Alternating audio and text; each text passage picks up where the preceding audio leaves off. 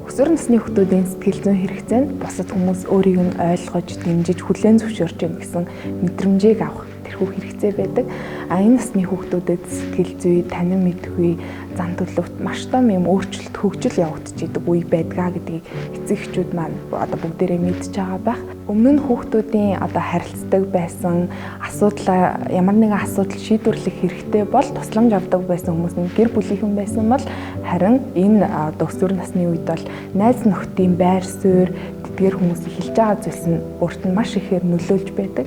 Үе тэнгийнхээ хүүхдүүдтэй анги хамт олонтойгоо эерэг харилцаатай байх нь өөрийг нь хэрхэн хүлээн зөвшөөрч мэдэрч ийн вэ гэдэг маань хүүхдийн өөрийн үнэлэмжт нь болон ирээдүйн сэтгэл зүй хэр тогтвортой байх уу, сэтгэл зүйн дархлаатай байх уу гэдэгт нь ч гэсэн маш том юм нөлөө үзүүлж байдаг үе байгаа.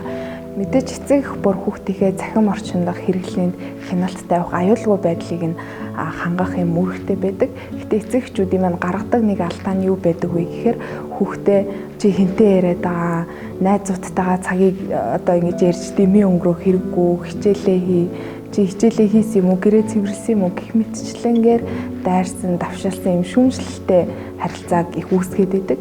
Ингээд тусам хүүхдэд ямар нөхцөл байдал үүсэж байгаа вэ гэхээр аав ээж надад итгэдэггүй юм байна. Миний хийгээд байгаа эдгээр зүйлс нь бүгдээрээ буруу юм байна гэх мэтчлэнгээр өөртөө бурууг тогсон, өөртөө итгэлгүй харилцаанд ингэж идэвхтэй оролцох байдлыг нь нэгсэндээ алдагдуулж байдгаа гэсэн үг.